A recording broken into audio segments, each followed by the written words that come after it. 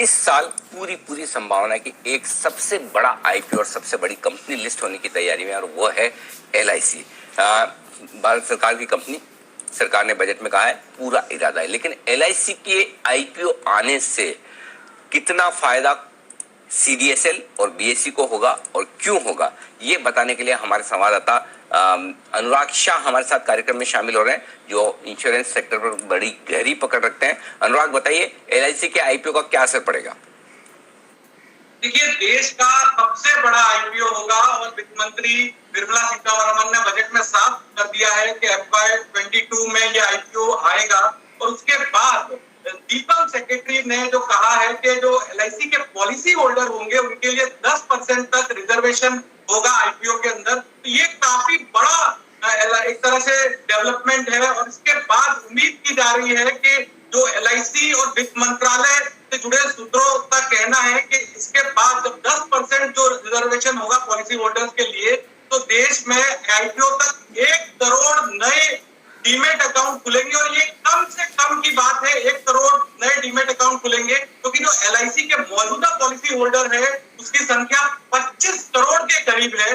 तो 25 करोड़ जो एलआईसी के पॉलिसी होल्डर्स है उनके लिए मौका होगा एलआईसी का शेयर होल्डर बनने का भी।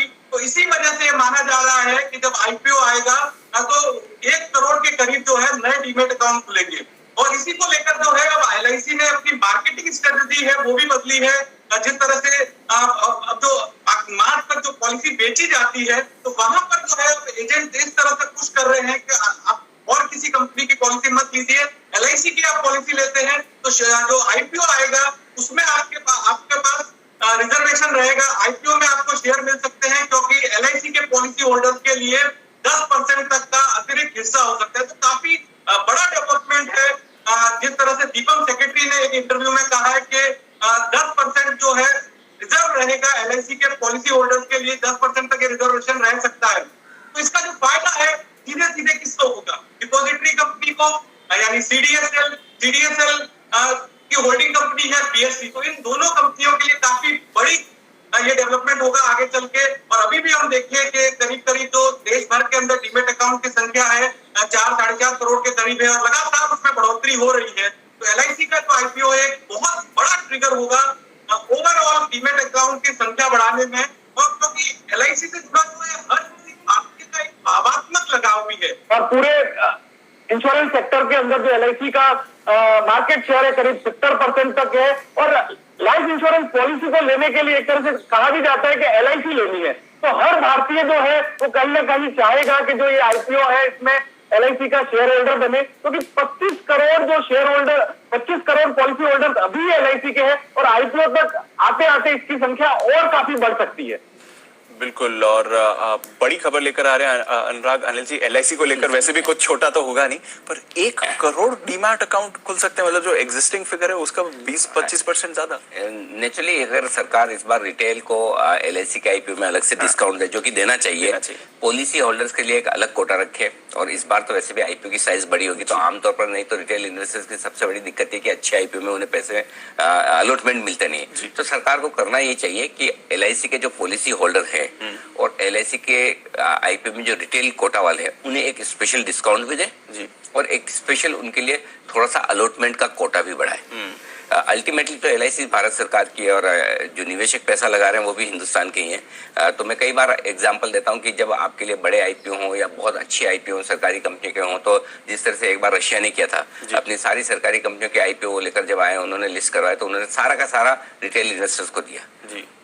इंस्टीट्यूशनल इन्वेस्टर्स को बाद में लिस्टिंग के बाद में जो खरीदना है, जिस दाम पे खरीदना है खरीदे, रिटेल के लिए सारा। तो वो तरीका होना चाहिए जिससे रिटेल भी अपनी वेल्थ बना सके। तो मुझे लगता है कि ये एक बहुत बढ़िया मौका है सरकार के लिए एक इन्वेस्टमेंट कल्चर, इक्विटी कल्चर बनाने का।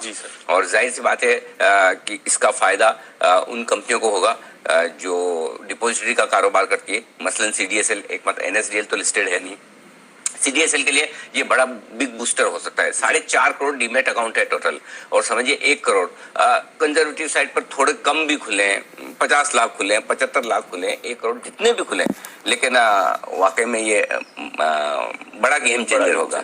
तो मतलब ये साल फिर डिपॉजिटरीज के लिए तो बहुत ही बढ़िया है। और दूसरी बात है कि इनडायरेक्टली एक बेनिफिट बीएसई के लिए भी है, और वो इसलिए कि बीएसई एक तो सीडीएसएल का होल्डिंग कंपनी है, एक तरह से सीडीएसएल उनकी सब्सिडियरी कंपनी है।